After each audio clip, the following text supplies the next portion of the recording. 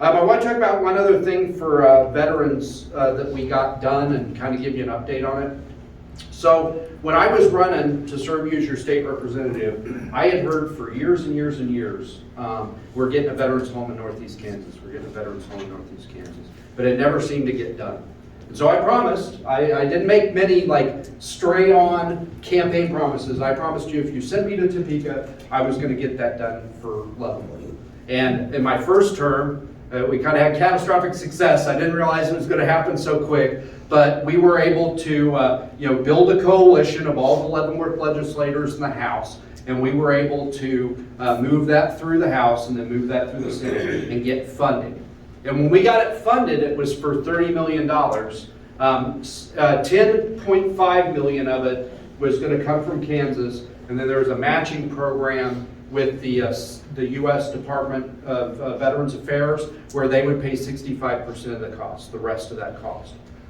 After we got the funding, the process started to apply for that grant.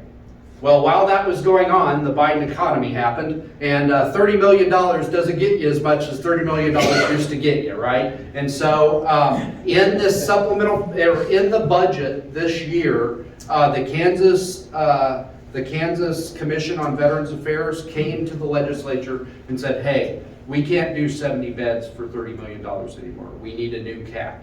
And so we were able to get the amount raised to $50 million, of which Kansas's piece is $17.5 million, so that they can deliver the veterans home that I promised when I was running to serve you.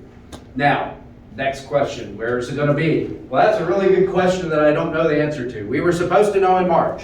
And then but when in the Veterans Committee, we had the director of the Commission on Veterans Affairs come testify before us. His name's Brigadier General Retired Turner. I served with him for years. He was an active artilleryman at the same time as me. I served with him in Hawaii, served with him later in my career. When he came and he testified to us, I asked him, how are we picking the site?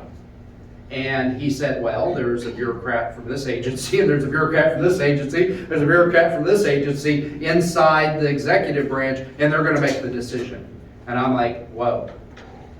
You know, the VFW, the American Legion, have been campaigning for 10 years to get this veterans home. And at the goal line, after we've been fighting all this time and we finally got the veterans home, you're going to exclude them from the conversation of where it goes?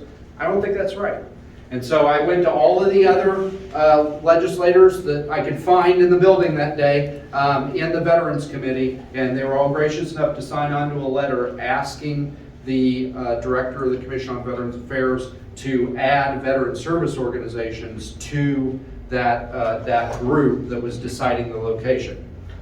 They've done that. So now we've got a representative from the American Legion, a representative from the VFW. And I know there's a lot of other VSOs that we could have represented, but it was like the balance between how many people do you want in the room and when do you want the decision made. And we need to get a decision made before the end of the year, because we're going to get a decision, a preliminary decision on the grant sometime this fall. And then they're going to say, okay, where do you want it? And if we're still navel gazing and deliberating, it's going to possibly blow up the whole deal. So we need to get it done by the end of the fiscal year, because that's when federal government budgets money for the next year, which is October.